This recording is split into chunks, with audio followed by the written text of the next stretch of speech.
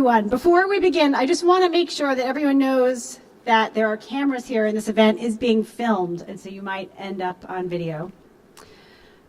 Thank you all for coming to show your support for Xiyue Wang, his wife Hua, and their son Xiaofan. My name is Jane Manners, and I, like Wang, am a graduate student in Princeton's history department. Many of us gathered here know Wang as a colleague, a scholar, a friend, and a father. We are here tonight to urge our representatives in Washington to do all they can to bring Wang home to us and to his family. As many of you know, Wang is both a loving husband and father and a brilliant and passionate scholar. In the spring of 2016, he traveled to Iran to do dissertation research. In August, he was arrested on false espionage charges. And he has remained in prison since that time, nearly 2 whole years. I don't need to tell you that he is suffering tremendously, as is his family. Since Wang's arrest, Hua Chu, Wang's wife, has worked without stopping to free her husband. Hua has been a tireless and effective advocate, all while working full-time and being a single parent to 5-year-old Xiaofan. Those of us who know Hua have been awed by her strength, her intelligence, and her endurance. Tonight, we will hear from Wang's friends and colleagues, as well as representatives of our larger Princeton community. Each will speak briefly, urging Wang's safe return. Hua will speak last. We ask that you hold your applause. Our first speaker will be Sarah Jane Leslie, the Dean of Princeton's Graduate School.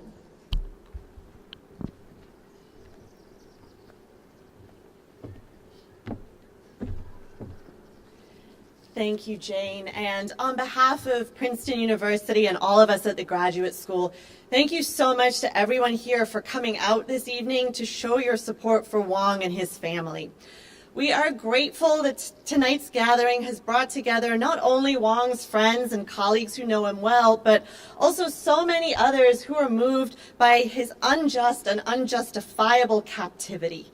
Students, faculty, university staff, residents of the town of Princeton, and many others who are standing here in solidarity with him. We are very grateful that Mayor Lempert has joined us, as well as representatives from our state and federal government. We also greatly appreciate the messages of support that we've received via social media and other means from those who can't be present with us tonight, but who are with us nonetheless in spirit. 2 years have passed since Wang left campus to resume his scholarly work in Iran. We miss him, we care for him, and we want him to come home. In the summer of 2016, Wang was in Iran doing language study and other scholarly work for his dissertation in history. He was just doing his research like any other student, like any one of us here. Yet as he was readying to come home to his wife Hua and their young son, Wang was suddenly and unexpectedly arrested. What follows has been heartbreaking. The charges against him, espionage, are completely false, and yet an Iranian court found him guilty and sentenced him to 10 years in prison. Last summer, an appeals court upheld that conviction, and Wang remains to this day in Evin prison. Since Wang was taken, a team of university officials and others have been working day by day on his behalf, and we continue to work day by day to secure his release and to support his family, and this work will not cease until he is home. We know that there are many hurdles to overcome, but we persevere in hopeful and faithful anticipation of the day that he will rejoin us here at Princeton and be reunited with his family.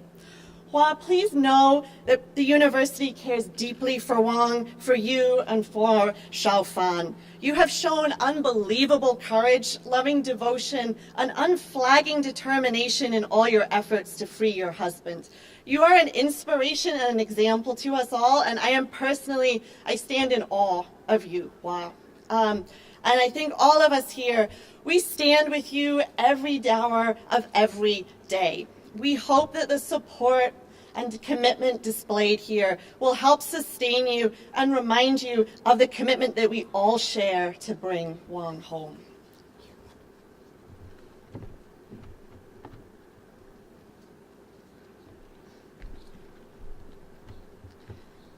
Next, we'll hear from Dongxian Xiang, a graduate student in political science and a close friend of Wang's.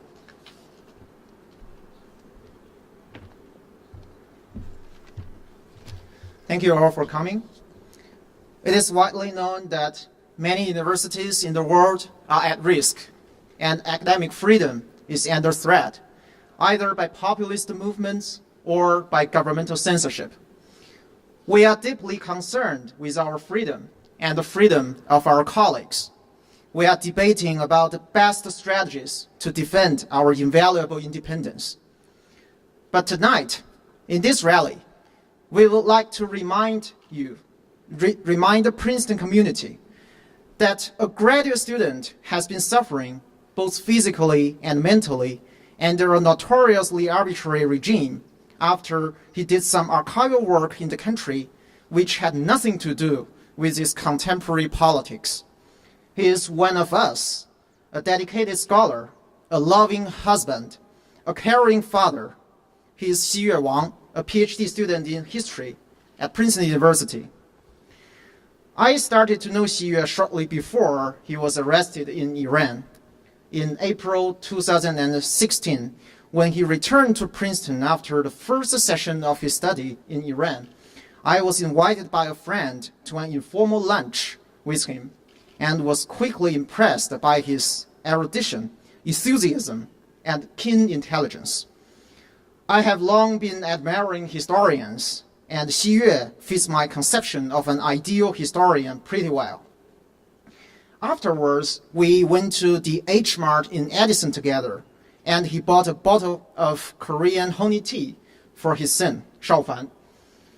See you in fall, and I will invite you and your wife to visit my family after I finish my study in Iran, said Xiyue, before we said goodbye to each other.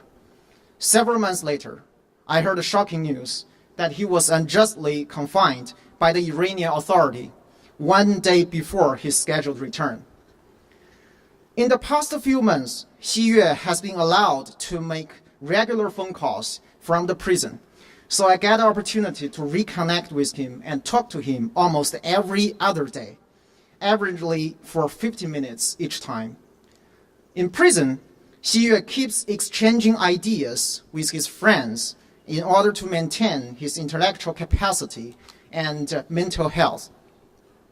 He is very eager to teach, so he offers me a free undergraduate level course, Iran 101.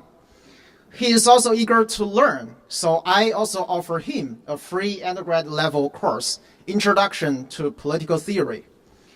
Working in different fields does not prevent us from discussing scholarly issues all around the world, ranging from Islamic law to Habsburg Empire to contemporary Chinese politics.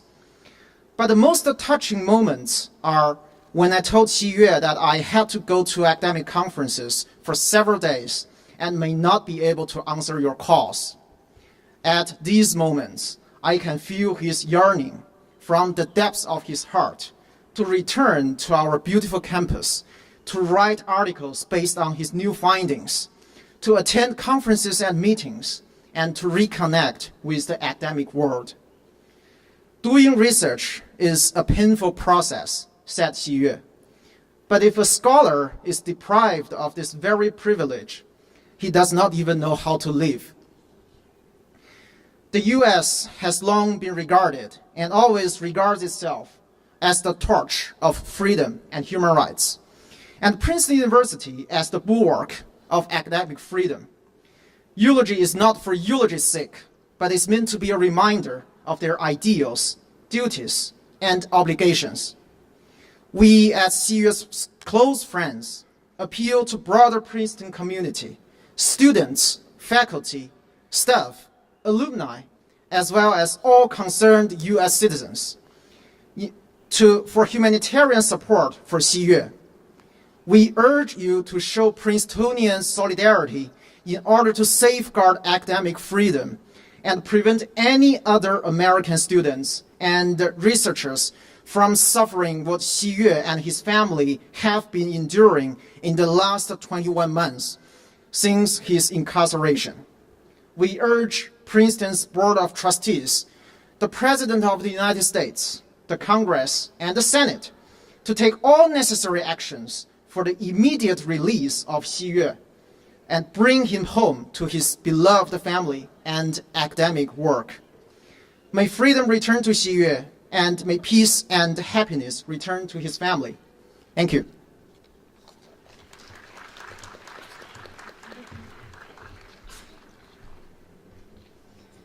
We'll now hear from Sarah Carson, a graduate student in history and a good friend of Wang's.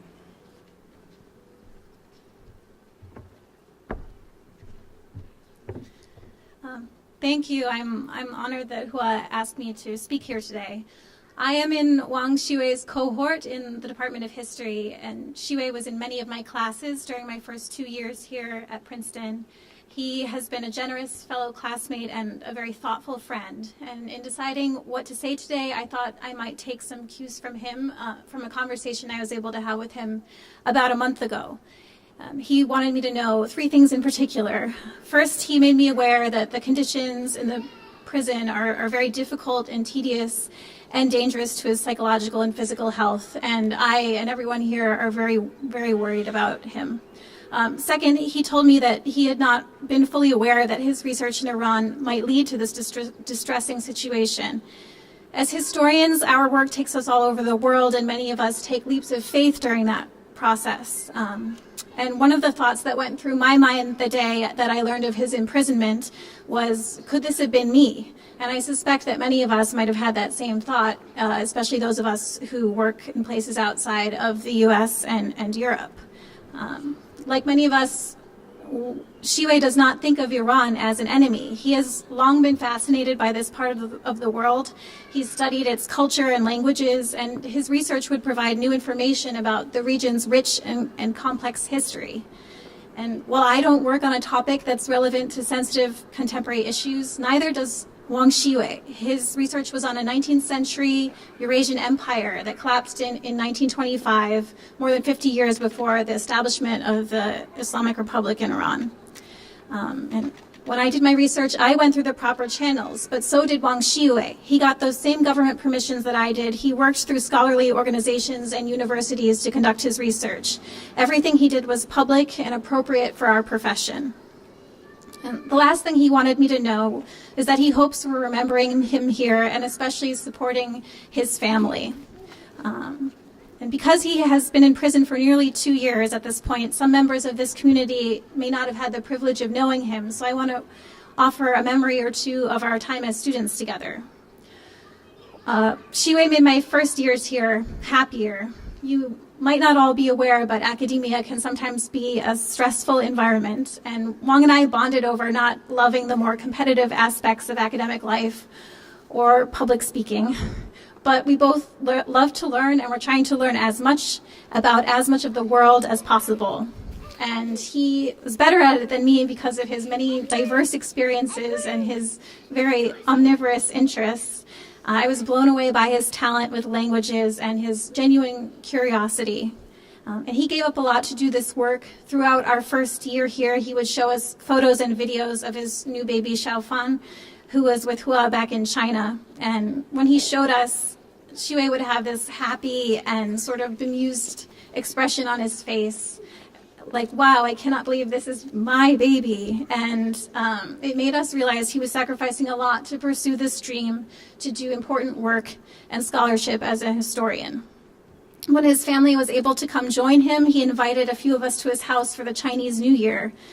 He wanted to share this holiday with us and explain what it meant to him and his family. And he wanted to cook for us, which is one of his favorite hobbies. And I hear he is cooking for some of his fellow prisoners now. I saw him frequently at the time, so it really amused me that when he sent us an invitation, it was very formal.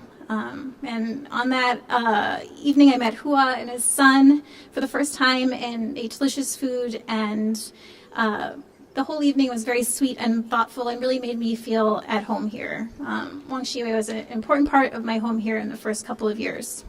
Soon afterwards, we both left to do our research, and I was looking forward to catching up with him when we returned from the field. And I'm still looking forward to that.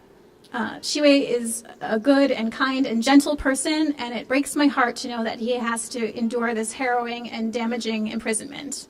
So like all of his colleagues here, I urge and hope that the U.S. State Department and President Trump, members of Congress, and interested citizens of the United States are renewing their efforts right now to get him home soon. And my heart goes out to his family who's had to endure so much. Thank you.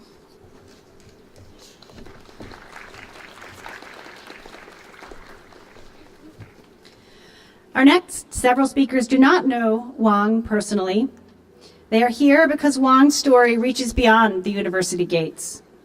Hua lives and works in the Princeton area. Xiaofan will be attending kindergarten in the Princeton Public Schools this fall. Wang's well-being matters to this broader community. And so we're grateful that Liz Lempert, the mayor of Princeton, could join us to say a few words. Mayor Lempert will also be reading a statement on behalf of New Jersey Assemblyman Andrew Zwicker, who was unable to join us today.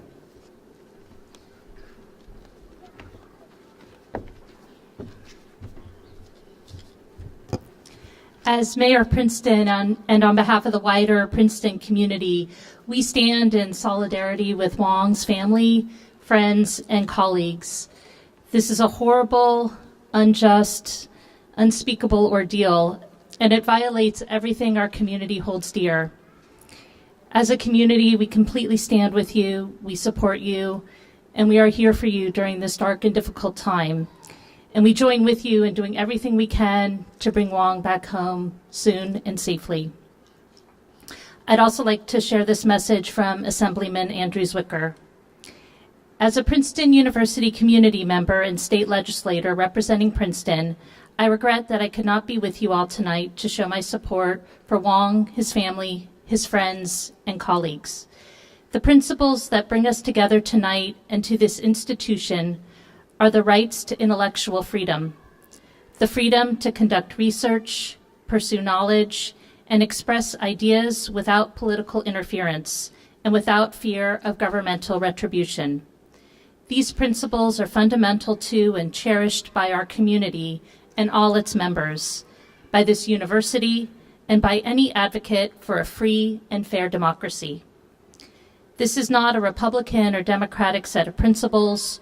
While Americans hold these principles especially high in our hierarchy of values, and America has been a shining example of the pursuit and protection of these principles, they are not even solely American. These principles reflect universal and humanistic ideals. The importance and tenuousness of these principles in our complex world are vividly and devastatingly demonstrated by Mr. Wang's situation and his imprisonment. That is why you are all here and why we come together to support his family and his cause. Please know that I will continue to work with our congressional delegation, our local leaders, and each of you to do everything we can to bring Wang home.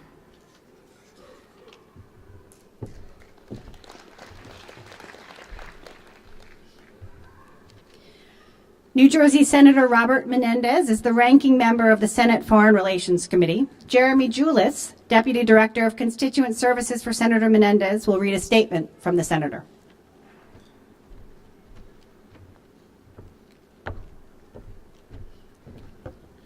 Dear Hua, I regret my schedule doesn't allow me to attend the May 11th rally you are organizing in support of Xiyue Wang, but I wanted to make sure that you know that I will always stand by your side demanding your husband's immediate release. My staff and I will never stop fighting for Xiyue until he is safely back in the United States where he belongs. Your words deeply moved me during our meeting on April 10th. It is a heartbreaking outrage that your husband has been away from you and your son for this long. It is a gross injustice that Iran arrested your husband and sentenced him to 10 years in prison for alleged espionage when he was simply pursuing doctoral research. The United States cannot tolerate this blatant, politically motivated violations of basic human rights and freedoms. I will continue to press the State Department and the White House to do more to negotiate Wang's release. As you know, in October 2017, the Senate unanimously passed S. Resolution 245, a bill I co-sponsored, calling on the government of Iran to immediately release unjustly detained U.S. citizens, illegal permanent resident aliens, including your husband Wang. Sadly, your husband is one of several U.S. citizens and legal permanent residents Iran has unjustly detained. Sia McNamee, a former student of Rutgers University in New Jersey, also remains in prison in Iran, along with his father, a former UNICEF employee. Former FBI agent Robert Levinson has been missing in Iran for more than a decade, and his family continues to mourn his absence, including one of his sons that works in my office. As I've said many times, if Iran aspires to be accepted as a responsible member of the community of nations, it must stop taking hostages and respect human rights. I am humbled by your courage to continue to speak out in the face of this injustice, and while I'm not here in person, rest assured that I stand with you on this day and every day until the safe return of Wang to his home in New Jersey.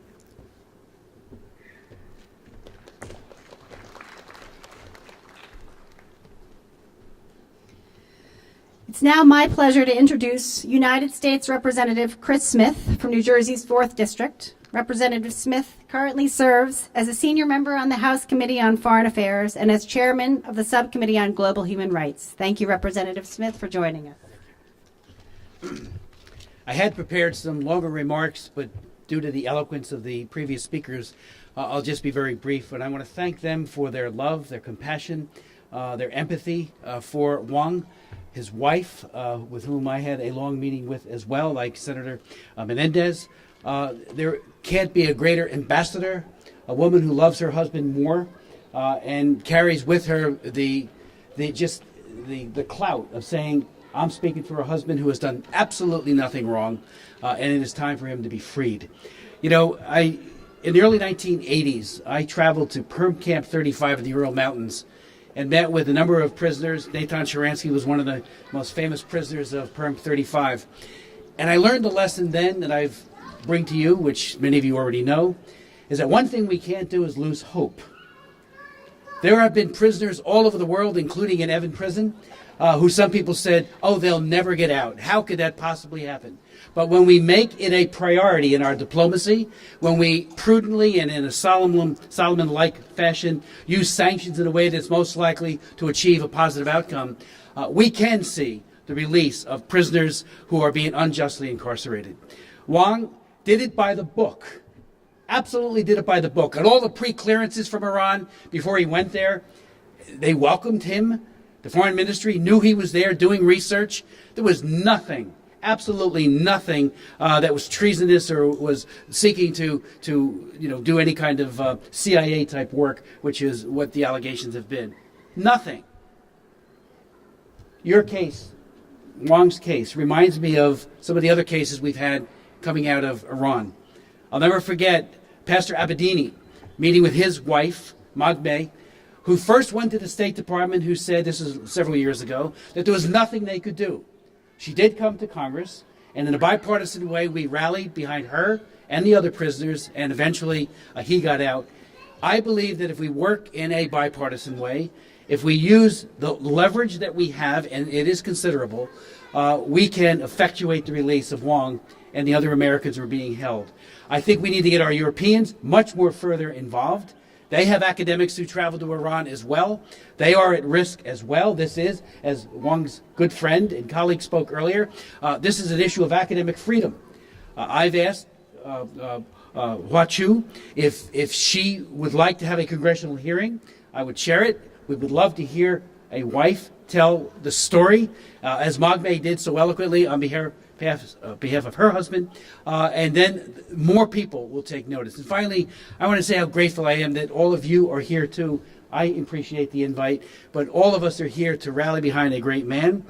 We also want to say that it is a matter of when and not if that he'll be released, and I, like you, look forward to the day where he will stand right here with a platform and say thank you to all of you for rallying on behalf of his cause. God bless you.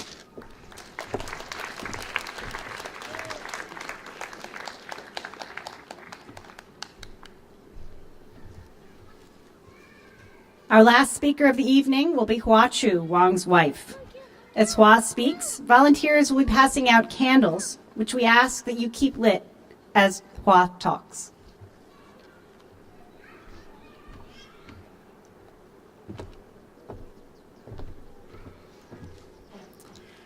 Thank you all for coming today to show your continued support and friendship to Xiyue. It has been 2 long years. Xiyue, I, and our 5-year-old son Shaofan have been enduring tremendous stress and suffering. But this week, we witnessed the 3 former hostages in North Korea returning to their homeland. I really hope that President Trump can achieve a similar breakthrough in my husband's situation. I sincerely hope that he can achieve my husband's release swiftly.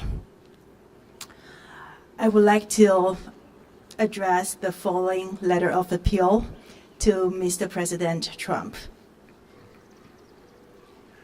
Dear President Trump, thank you for reminding the free world that Iran must stop its unjust imprisonment of foreigners, including American citizens. I'm writing to you as a wife and a young mother. My husband, Xiyue Wang, is an American citizen and a graduate student of Princeton University. Held since August 2016 in very harsh conditions in Iran's Evin prison, Xiyue wants to come home, and we need your help and that of the United States government. Please, Mr. President, will you please meet with me and hear our story to show your support to these American citizens? My husband is an innocent man, Mr. President. He has been imprisoned solely because he is American. He is being used as a hostage and pawn by Iranian hardliners in their negotiations with the United States. Xiyue is completely innocent of all the charges against him. He is a scholar interested in the languages, histories, and civilizations of Eurasia, and he has been fearless and dedicated in pursuit of his knowledge and his desire to build connections across borders. Before he was arrested, Xiyue was studying Farsi and conducting archival research on the Qajar dynasty of the 19th century Iran for his doctoral dissertation. His topic is a comparative analysis of governance practices in Central Asia in the late 19th century and early 20th century. He has been attempting to read historical documents kept in the National Archives of Iran. He had obtained permission for the relevant Iranian authorities, who were also aware of his research plans even before he traveled to Iran. The documents he needed to read were not classified. Iran's Ministry of Foreign Affairs even wrote him a letter of introduction. My husband is a good man, Mr. President. He is a proud American, a dedicated student, a devoted husband, a caring father to our 5-year-old son, Shaofan. I miss him terribly. As time goes by, I fear more and more for his safety. Xiyue is being held in the notorious Evin prison in an area that is mostly underground, cold, and dark, overcrowded, and infested by bedbugs. As an American and a non-Muslim, Xiyue has been subjected to abuse and harsh interrogations by the Iranian authorities. He is in constant pain from health problems caused by these conditions. He is losing hope. Meanwhile, it is harder and harder for our son to remember his father, and it's hard for him to grow up with a mother that is always sad and worried. Please bring Xiyue home and make our family whole again. Struggling to raise Shaofan by myself, I feel very alone with my husband far away in Iran. I'm doing all I can for his release, but months passed and nothing happened, and nothing I do is enough.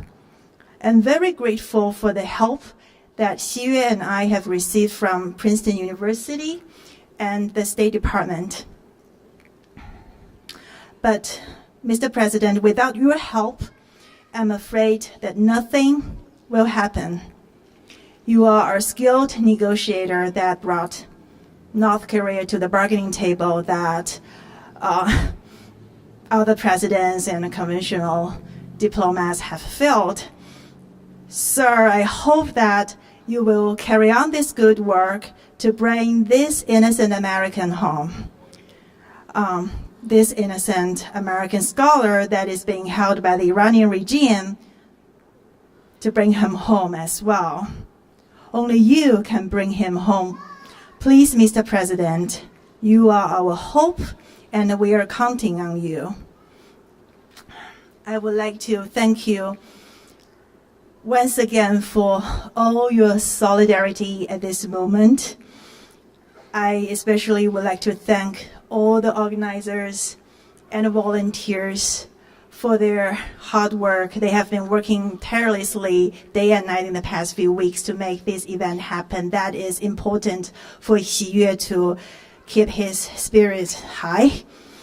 At the end, I would like to say that back in 2016, Xiyue should have come home to spend the summer with us, but the outbreak of this crisis has turned our lives upside down. And in the summer of 2017, after a year that the case has been kept in private, all that I hope is that all of this can be resolved quietly, and my husband can come home and spend the summer with us. And now, and in the summer of 2018, I sincerely hope that I can see him in this coming summer. Thank you all.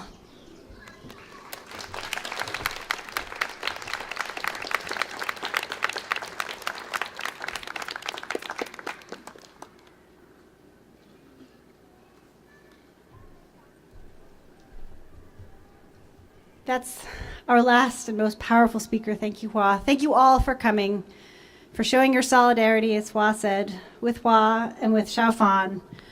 If you are interested in doing more, please make sure to contact your representatives in Congress, to contact President Trump, to be forceful in advocacy for Xiyue Wang's release.